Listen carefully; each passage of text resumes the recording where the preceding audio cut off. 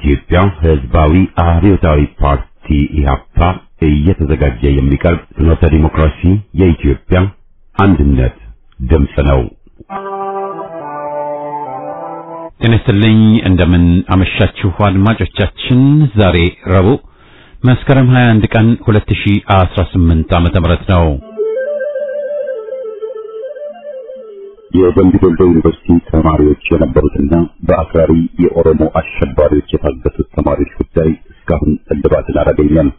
ብዙዎቹ ልጃገረዶች የሆኑት እነዚህ የአማራ ወጣቶች ከታገቱ ረቡዕ መስከረም 21 ቀን 2095 ቀናት አለፋቸው። የወጣቶቹ ሰቆቃ ያብቃ እንበል። እስከ መቼ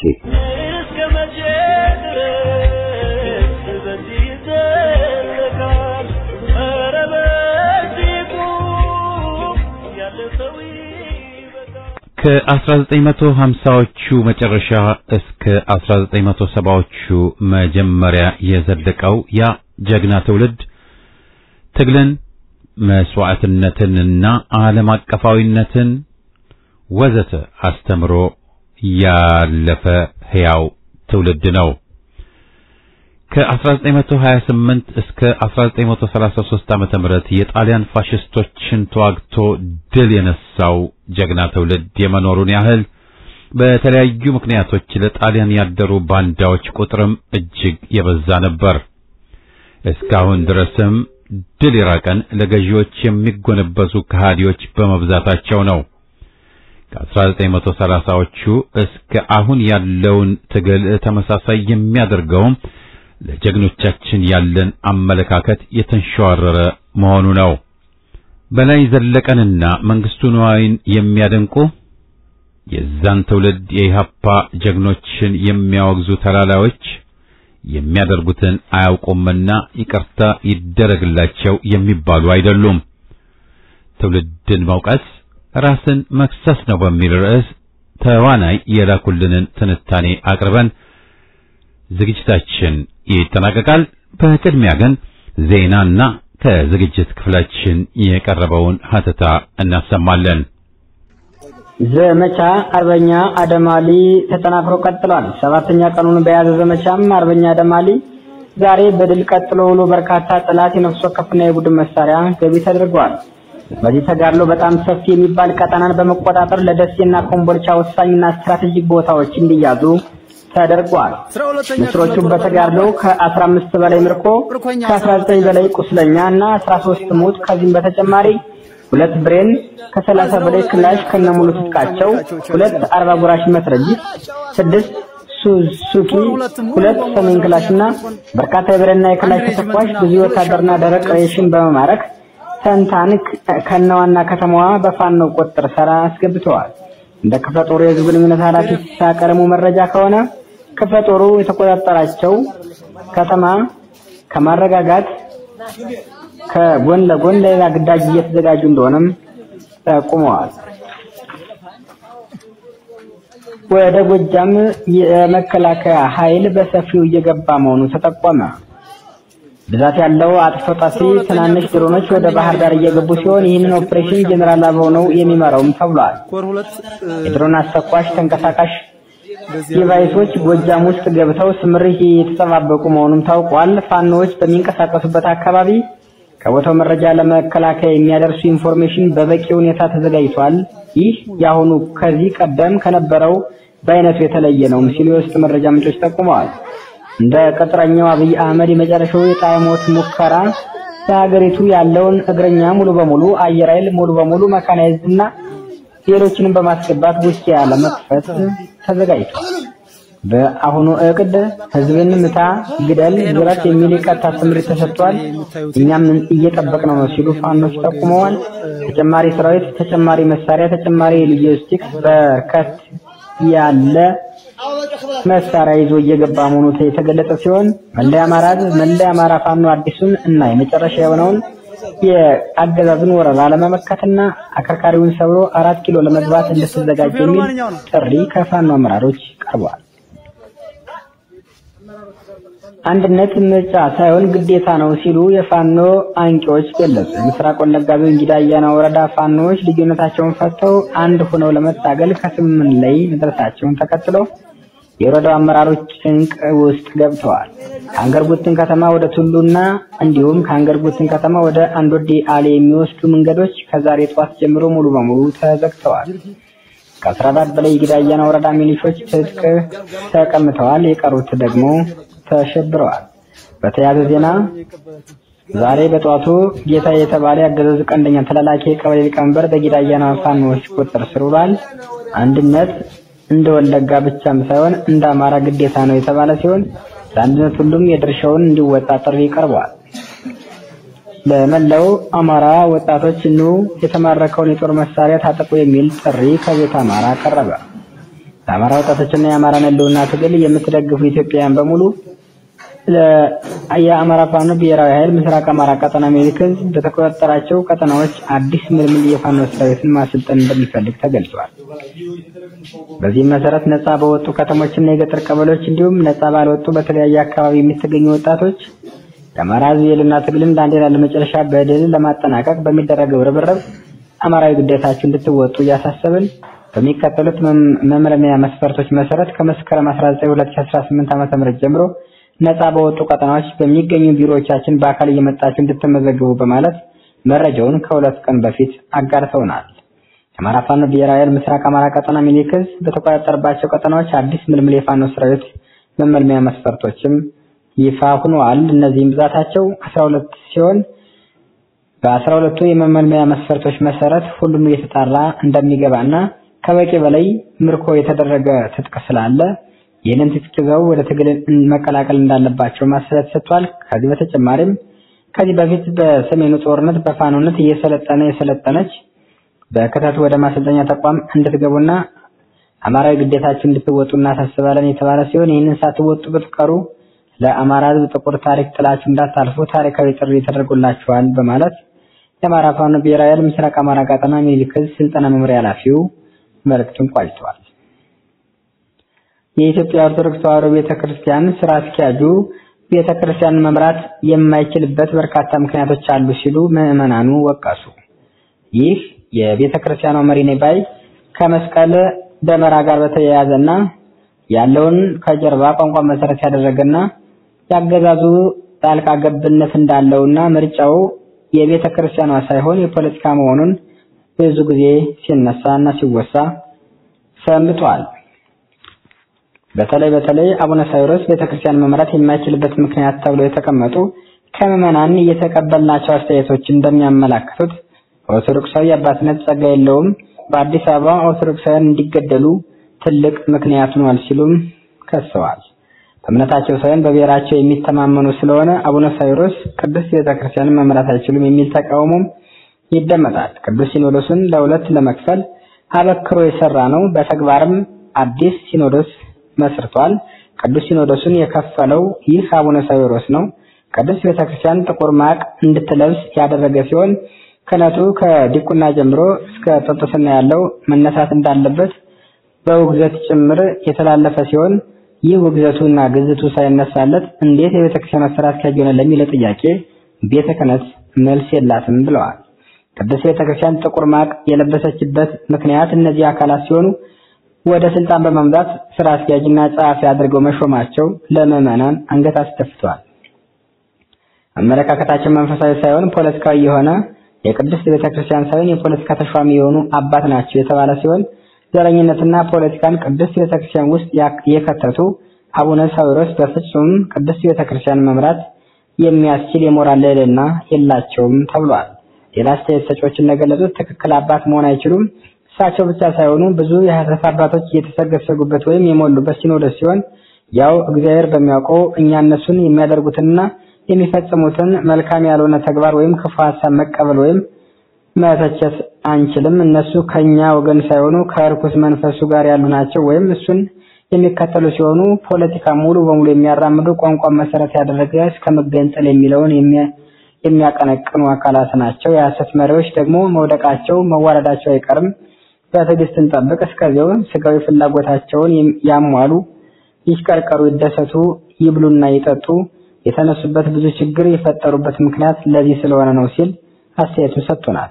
በሌላ በኩል ሌላ አስተያየት ሰጭ እንደገለጸልን አቡነ አለልም ምክንያቱም የኢትዮጵያ ኦርቶዶክስ ተዋሕዶ እምነት ቀኖናዋን ትውፊቷን አቃለዋል፣ በማይገባ በዘር ኮታ ገብተዋል። ስለዚህ አንድም ቀን አቡነ ብዬ አስቤውም አላውቅም ሲል ሌላ የቅድስት ቤተክርስቲያን አማኝ አስተያየት ሰጭ ሐሳቡን ገልጾልናል። የሰዓት ዜና በዛ በቃ።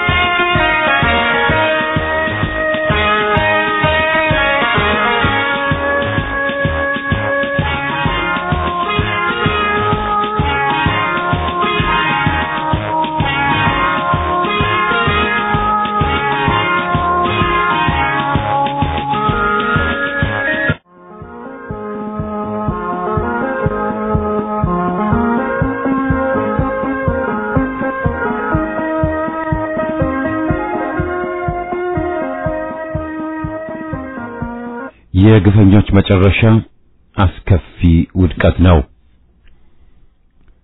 ግፈኞች ኃይል ባሉት ተመክተውና እብሪተኛም ሆነው የሚነቀንቀን የለም በሚል እምነት በሕዝብ ላይ ብዙ ግፍን ይፈጽማሉ፣ ንጹሃንን ይጨፈጭፋሉ፣ ይፈጃሉ። ወያኔ የደረሰበትን ሽንፈትና ሊያገግም አለመቻሉም ምስክር ነው። የሳምሬ ነፍሰ ገዳዮችን ሊያጠናክር እየጣረ ነው። ከኮሎኔሉ ነፍሰ ገዳይ ጦርም ጋር አቀናጅቶ አማራው ላይ አሰማርቷቸዋል። ይህ ሁሉ ከንቱ ነው። በሕዝብ ተቃውሞና ተጋድሎ ወያኔ አከርካሪው ደቋል። የዓለም ጭቁን ሕዝቦች ጠላት የሆነው አሜሪካ በየአቅጣጫው ሽንፈት ደርሶበታል። የሚደግፋቸው አምባገነኖች ሁሉ ውድቀት እየመጣባቸው ነው። በአሜሪካ መንፈስ ኢትዮጵያን የከዳችው እስራኤልም በሕዝብ ላይ የግፍ ብትፈጽምም በአሜሪካ ጭፍን እርዳታ ብትኩራራም በሺዎች የፍልስጤምን ሕዝብ በጭካኔ ብትፈጅም አዲስ የሕዝብ ያመረረ ተቃውሞ ገጥሟት ይገኛል። መጪው ምዕራፍም የተለየና አዲስ ይሆናል። ችግሮችን በሰላም መፈጸም በመፍታት ፈንታ በፍጅት ድል አደርጋለሁ ከቶም አያዋጣም። የተባበሩት መንግስታት የሚባለው ለፍስፍስ መዋቅር ተቋም ሳይቀር የእስራኤልን ዘመቻ ማውገዙም የሚጠቀስ ነው።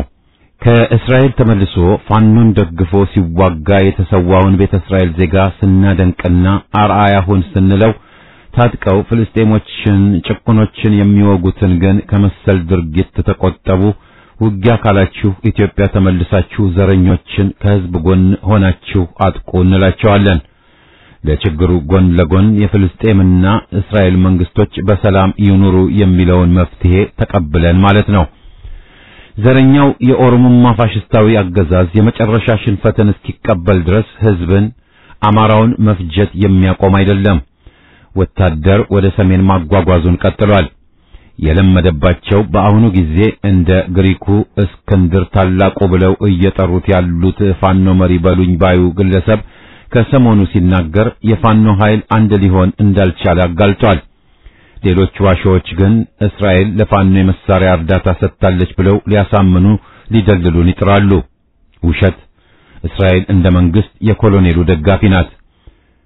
ቀደም የሻዕቢያ አሽቃባጭ ሆኖ ኢሳይያስ አፈወርቂን በቃለ መጠይቅ ሲያሻሽጥ የነበረው የግንቦቴ አባል አስተላላፊ ሆኖ የኮሎኔሉን ወዳጅና አማካሪ ማፈሪያ የህዝብ ድጋፍን ሊያገኝ ይችል ዘንድ በይፋ እያሻሻጠው ነው። ይህ ማፈሪያ ግለሰብ አማራ የሚባል ህዝብ የለም ብሎ የካደ ወራዳ ያሳምነው ጽጌን መገደል እንደደገፈም የሚረሳ አይደለም።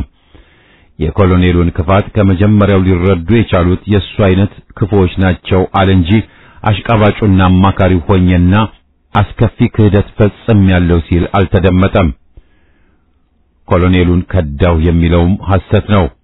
ኮሎኔሉ ለሰርጎ ገብ ተልእኮ ያሰማራው ነው የሚለውን ጥርጣሬ መሰረተ ቢስ ነው የምንል አይደለንም። ወደ ፋኖ አንድነት ስንመለስም ታላቁ የሚሉት ሰው አጋለጥኩ ያለውን በደፈናው መሰረተ ቢስ የምንለው አይደለም።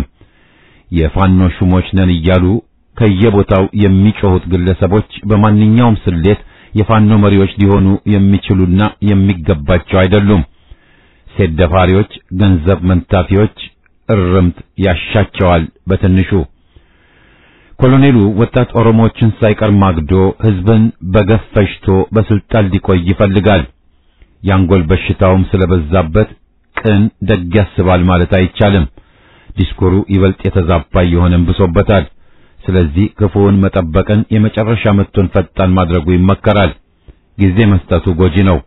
ፋኖ አንድነቱን አጠናክሮ መዲናይቱ ላይ አዲስ አበባ ላይ መዝመት መገስገስ አለበት። ሌላ አማራጭ የለም። ድርድር፣ ሰላም፣ ውይይት የሚሉት የኢትዮጵያ ጠላቶች ብቻ ናቸው። ለኮሎኔሉ አገዛዝ እድሜ ቀጣዮች እነ ኤፍሬም አክሎግና መሰሎቻቸው ከሃዲዎች። አዛውንት ታዲዮስ ታንቱ በእስር አሁንም እየማቀቁ ናቸው። በሺዎች የሚቆጠሩ ከአዲስ አበባ ታፍሰው ድራሻቸው እንደጠፋ ነው። ፍጅት፣ ማፈናቀል ያገዛዙ መለያ እንደሆነ አለ። ቀጣይም ነው። አገዛዙ ይውደቅ ይወገድ ባዮች ብዙሃን ናቸው። አገዛዙን ማስወገድ ቀነ ቀጠሮን አይፈልግም፣ አይጠይቅም።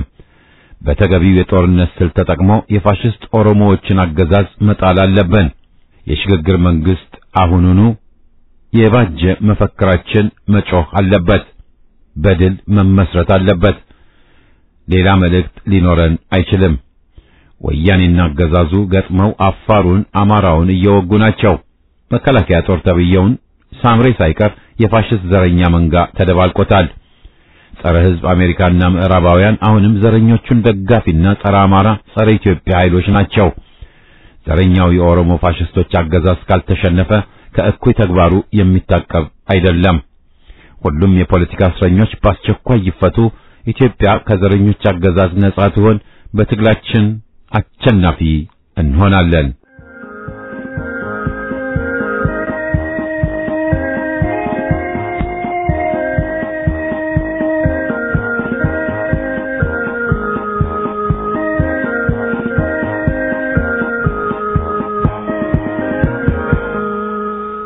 ተከታዩን ትንታኔ የላኩልን ተዋናይ ከካናዳ ናቸው።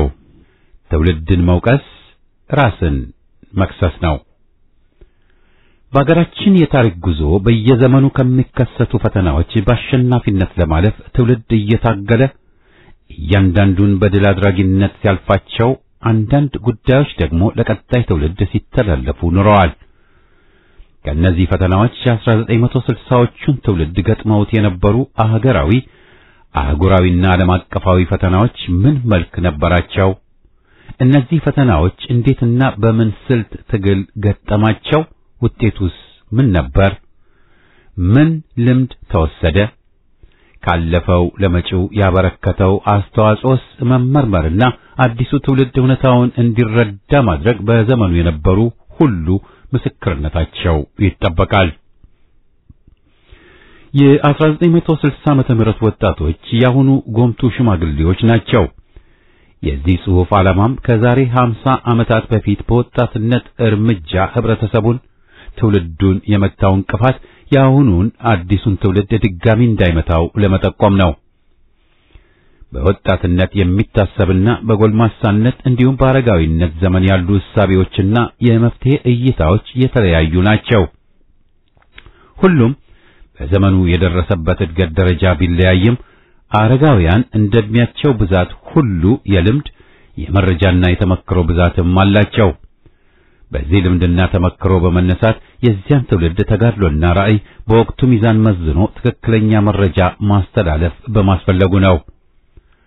አንዳንድ መሰሪ ቅኝ ገዢዎችና ዜና ማሰራጫዎች በ60ዎቹ የነበሩ ኢትዮጵያውያን ወጣቶች 60ዎቹ ትውልድ የዛሬውን ችግር መነሻ አድርገው ሲረግሙ ይደመጣሉ።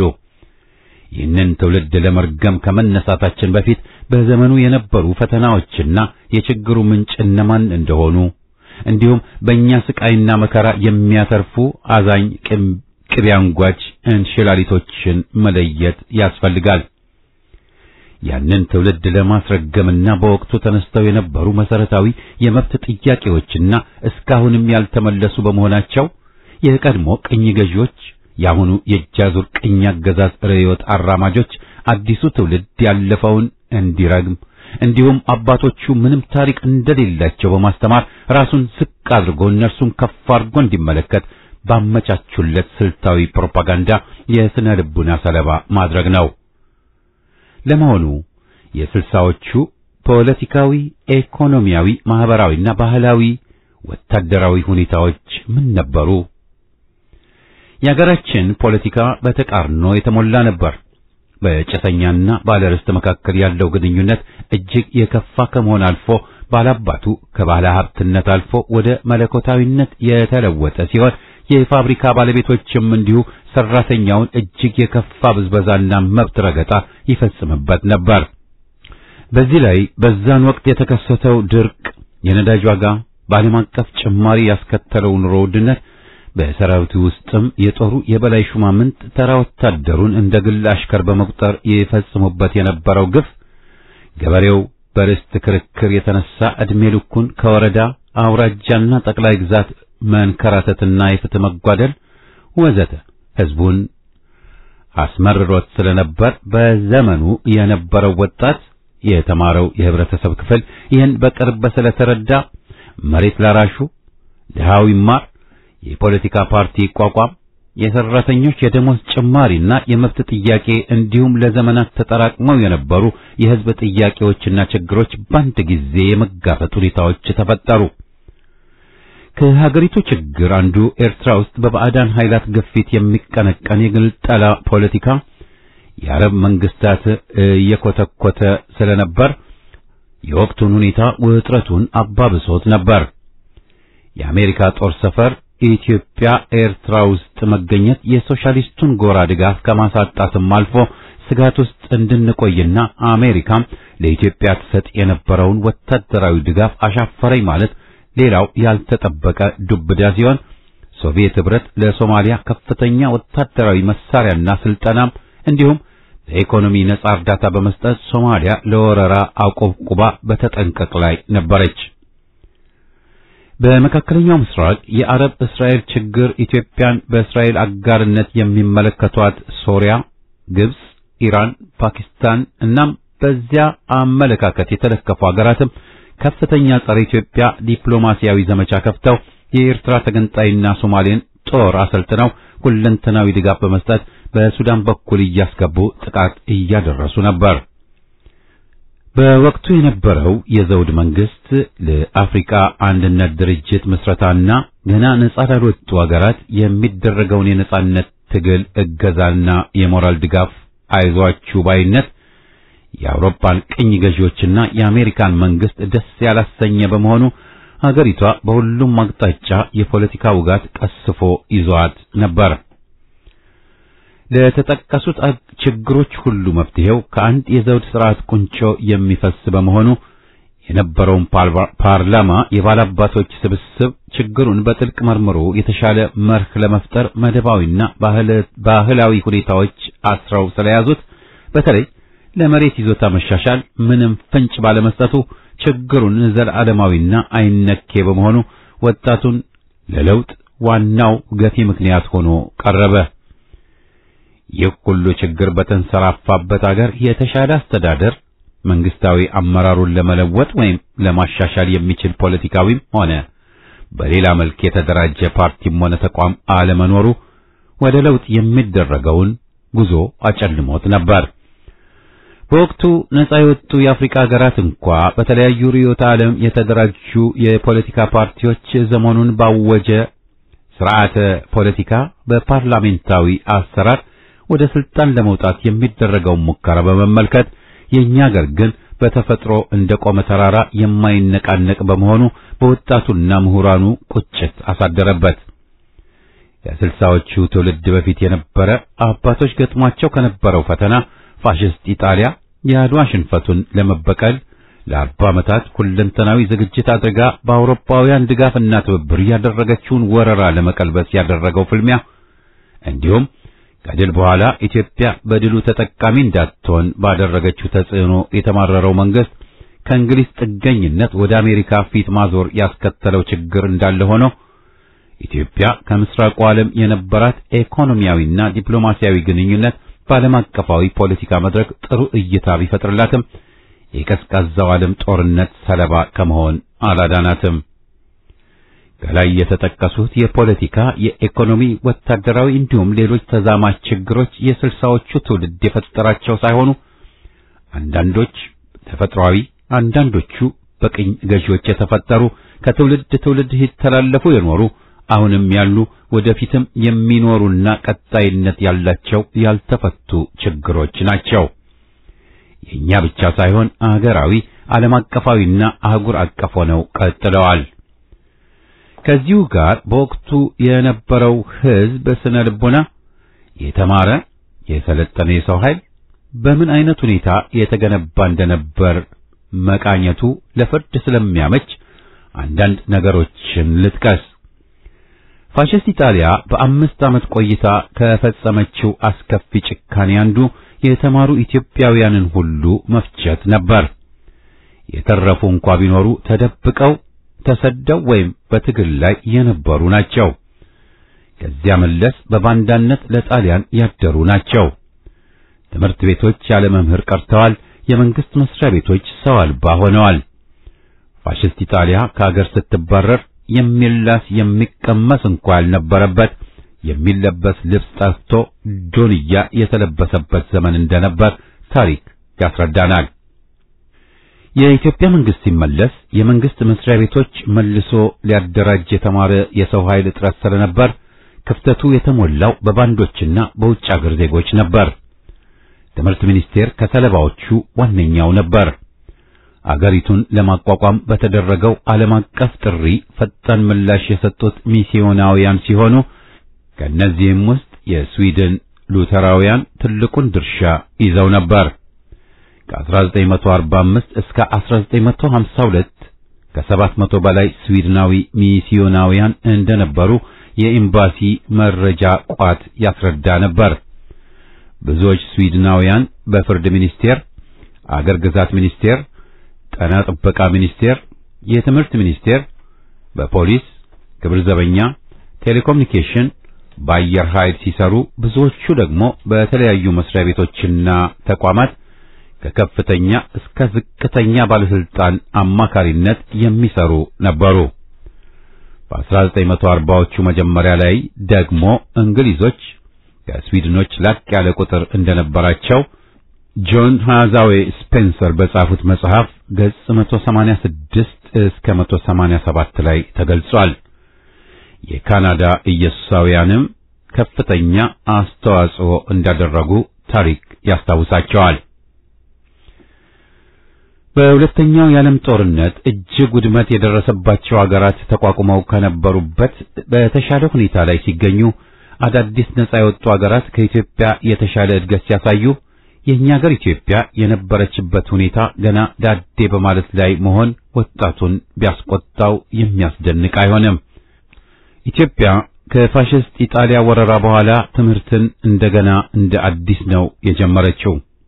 ፈረንጆች እንደሚሉት ከስክራች ተማሪው ሀ ብሎ ጀምሮ ራሱ አስተማሪ፣ የተማሪ አስተማሪ በመሆን ያው የተማሪ አስተማሪ ሆኖ ሲቀየር የመምህራን ማሰልጠኛ ማቋቋምና ለዚያም የሚመጥኑ ምሁራን ከውጭ የመጡ መሆናቸው እነሱን በአገር ልጆች ለመተካት ከጊዜ ጋር የሚደረገው ትንቅንቅ ምን ያህል አስቸጋሪ እንደሚሆን መገመት አያዳግተም። ያም ሆኖ ትውልዱ አገሩን ከቀሪው ዓለም ጋር ለማወዳደር ብሎም ወደ ኋላ መቅረታችንን በዜጎች ላይ የሚፈጸመውን በደል ምን እንደሆነ ለመረዳት አስችሎታል። በየክፍለ ሀገሩ ገጠር የነበሩ ባላባታዊ ገዢዎች በባህላዊና በልምድ አገዛዝ የሚያስተዳድሩ በመሆናቸው ዘመናዊ ትምህርት የተማሩ በየወረዳው በትምህርት፣ በጤና፣ በግብርና፣ በማህበራዊ ኑሮና በመሳሰሉት የመንግስት ሥራ መስክ የሚመደቡ ወጣት የመንግስት ሰራተኞች ስራው የሚጠይቀውን ሙያዊ ተግባር ብቻ ሳይሆን ገዢዎች የሚፈልጉትን ማሟላትና መቀበል በሥራ መመሪያ ላይ ያልተጻፈ ግዴታ ነበር። ታዲያ ከላይ ለመግለጽ የተሞከሩት ጉዳዮች የስልሳዎቹ ትውልድ የፈጠራቸው ችግሮች ሳይሆኑ ሲወርድ ሲዋረድ የመጣ ችግር እንጂ። ለምሳሌ ያክል የኤርትራ ችግር የተፈጠረው ከኦቶማን ቱርክ፣ እንግሊዝ፣ ጣሊያን፣ የተባበሩት መንግስታት ድርጅት ተራ በተራ የተፈራረቁበት በውስጥም ከአጼ ቴዎድሮስ በፊት የነበረ አሁንም ያለ ችግራችን ነው። ሱልጣን ኢብራሂም አሰብን ለላዛሪስት ሚስዮናዊው ጁሴፔ ሳፔቶ የሸጠውና ለሩባቲኒ ኩባንያ ከዚያም በጣሊያን ኮሎኒያሊስቶች እጅ የገባው በ1870ዎቹ ነው። ዛሬም የአሰብ ጉዳይ እንኳን የኢትዮጵያ ችግር ነው። ወደፊትም እስከ መቼ እንደሚቀጥል አይታወቅም። ምናልባትም ለመጪው ትውልድ በኢትዮጵያ የብሔር ጥያቄ በአሁኑ ዘመን መፍቻ የሌለው በሚመስል ሁኔታ ይታይ እንጂ መነሻው በ60ዎቹ አስርት የተጀመረ ሳይሆን የ16ኛው ክፍለ ዘመን የኦሮሞ ፍልሰት የነበረ የነገስታቱ መቀመጫ እንኳን ከአክሱም ወደ ደቡብ ኢትዮጵያ መምጣት ከዚያም ከመሃል አገር ሸዋ ደብረ ብርሃን ወደ ከዚያም በጌምድር ጎንደር ከጎንደር ወደ ትግሬ መቀሌ ከመቀሌ እንደገና ሸዋ አዲስ አበባ ሲዘዋወር የሄደበት ሲከስ የመጣለት ሲሞገስ የቆየ በመሆኑ ሌላው ደግሞ የአባቴን ዘውድ አስመልሳለሁ በማለት በነገስታቱ መካከል ለሚነሳው ጦርነት ሰራዊት መቀስቀሻው የዘር ሐረግ ቋንቋና ክልል ነበር። ቆይቶም አሸናፊና ተሸናፊ በእርቅ እሺ ገብራለሁ ያለው ጊዜና ሁኔታ ሲመቻችለት እያመጸ ህዝብ ከህዝብ ሲተላለቅ ኑሯል። ከዚህ ውጭ ያሉትም ብሔረሰቦች ከአጎራባች ብሔረሰብ ጋር ሲጋጩ ኑረዋል። አሁንም ግጭት አለ። የውጭ ጠላቶቻችንም ይህንኑ ቁስላችንን በማከክ እርስ በርስ ሲያጋጩ ኑረዋል።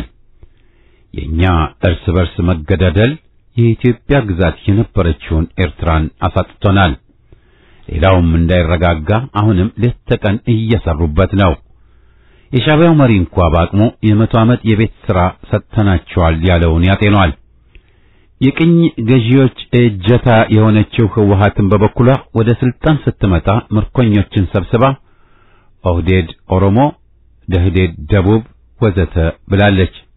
ህወሓት የከለለችው ክልል ቀደም ሲል ፋሽስት ኢጣሊያ የትግሬ መንግስት፣ የኦሮሞ መንግስት ወዘተ ብላ የተከለችው የከፋፍለህ ግዛ የጥፋት እጽ ዛሬ የወያኔ ማዳበሪያ ታክሎበት በህገ መንግስት እስከ መጻፍ ያደረሳት። እንደሌላው ችግር ሁሉ የብሔር ጥያቄ ሲንከባለል የኖረ ችግር እንጂ በቀቀን ካድሬዎች እንደሚሉት ዋለልኝ መኮንን የፈጠረው ወይም የግራ ፖለቲካ አራማጆች የፈጠሩት አይደለም። ለማስረጃ ያህል እነ ደጃዝማች ተሰማ ባራኪ የፈጠሩትን ቀዳማዊ ወያኔን ታሪክ መረዳት ያስፈልጋል። በወቅቱ የነበረው ተራማጅ ትውልድ ጥያቄውን አድጎ ጥፋት ከማስከተሉ በፊት ችግሩን አንስቶ የማስተካከል ወይም የእርምት ሥራ ቢያንስ ውይይት እንዲደረግበት ማሳወቁ የሚያስመሰግን እንጂ የሚያስከፋ አይደለም።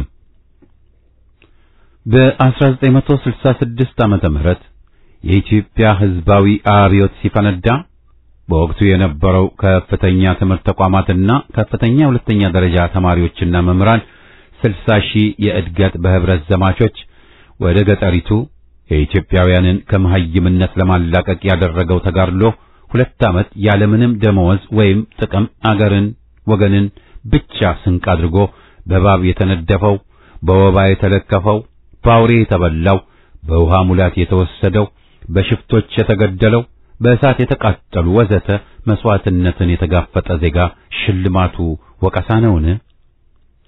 በ1968 ዓመተ ምህረት ሰኔ ወር መጨረሻና ሐምሌ መጀመሪያ ያለምንም አስገዳጅ ለደን ተከላ ወጥቶ እስካሁንም ያልታየ የደን ተከላ ፕሮግራም መነሻውን በየከተማው አድርጎ ተራራዎችን ሁሉ አረንጓዴ ያለበሰ ወጣት ምን አምሳያ ነበረው? በወቅቱ የነበረው የማርክሲዝም ሌኒኒዝም ፍልስፍናን ለማወቅ የወቅቱ ዓለምን ለመመራመር ብሎም ሁለንተናዊ ንቃተ ህሊናውን ለማዳበር ቀን ከሌሊት በንባብና በውይይት በመትጋት ራሱን የለወጠ ወጣት ምን አምሳያ ነበረው? የኢትዮጵያ ወጣቶች ታሪክ ፍንትው ብሎ ከሚታዩባቸው ዘመናት ውስጥ ከማይጨው ጦርነት እስከ ሰባዎቹ ያለው ጊዜ ብዙ ለዚህ ትውልድ የሚተላለፉ ታሪክ ያለበት ወቅት ነው። ያ ዘመን በኢትዮጵያ የዘመናዊ ኪነ ጥበባት የጎሉበት ዘመን ተሻጋሪ ሙዚቃዎች ዜማና ምትክ የሌላቸው ድምፃውያን የፈለቁበት አንቱ የተባሉ የስፖርትና ባህል የተመዘገበበት ነው ብንል ማጋነን አይሆንም። ለአስረጅነት ያህል አንዳንድ አቋም የለሽ ቅጥር ፖለቲከኞች ያ ትውልድ ያመጣው ጣጣ ብለው አምረው ከሚወቅሱ አንዱ ልደቱ አያሌው፣ በህብረተሰቡ አጠራር ክህደቱ አያሌው አንዱ ነው። ለመሆኑ የግለሰብ ራሱን ለህወሓት ሸጦ በድርጎ የሚኖር ቅጥረኛ የስልሳዎቹን ትውልድ ለመውቀስ የሞራል ሰብዕናው ይፈቅድለታል? አብይ አህመድ አሊስ ቢሆን ከኦነግ አንድ ጥይት ሳይተኩስ ሁርሶ ላይ ተማርኮ እንዳባዱላ ህወሓት ባቋቋመላቸው የምርኮኞች ፓርቲ ኦህዴድ ለህወሓት ሲያገለግል ቆይቶ እንደገና ወያኔን ከርቶ ለኦነግ ለሻቢያ ሲሰልል ቆይቶ እነሱንም ከርቶ በምዕራባውያን ተቀጥሮ ስልጣን ላይ ከወጣ በኋላ እነሱ በሸና በቸ ተጋደሉ እኔ ከነሱ የተሻልኩ ነኝ ሲል ለመሆኑ የግለሰብ ያንን ፍልስፍናና ትንተና አንብቦ ማስረዳት ሳይሆን ለመረዳትስ የአካዳሚክ ዕውቀቱ ይፈቅድለታል? መልሱን ለአድማጮች ልተው። እነዚህ በጎጥ የተደራጁ ጠባብ ዘረኞችና የጠላት ቅጥረኞች ትውልድን ወቃሽ ታሪክን ከሳሽ ሆነው ያልነበረ የታሪክ ትርክት ተፈጥረው የጡት ሐውልት ማቆማቸውን አንዘነጋውም። ወጣቱ ትውልድ እነዚህን ጸረ አገር ባንዳ ግለሰቦች በታሪካችን ላይ የሚረጩትን መርዝ ከወዲሁ ተረድቶ የሚናገሩትን ብቻ ሳይሆን በሻቢያ በወያኔ በኦነግና ብልጽግና ኦህዴድ የሚጻፉ መጻሕፍት ሁሉ አገርን ለማፍረስ የተዘጋጀ መሆኑን አውቆ እንዲጠነቀቅ ለማሳሰብ እወዳለሁ። ለማስረጃም ያህል የተስፋዬ ገብረአብን የቡርቃ ዝምታን ልብ ይሏል። ስለሆነም ከእባብ እንቁላል እርግብ አይፈለፈልምና ወገን አፍራሽና ገንቢውን በመለየት መደመር እያሉ የሚያደርጉትን ማደናበሪያ ሆነ ሌሎች ፕሮፓጋንዳ እንዲጠነቀቅ የበኩሌን ላስገነዝብ እወዳለሁ።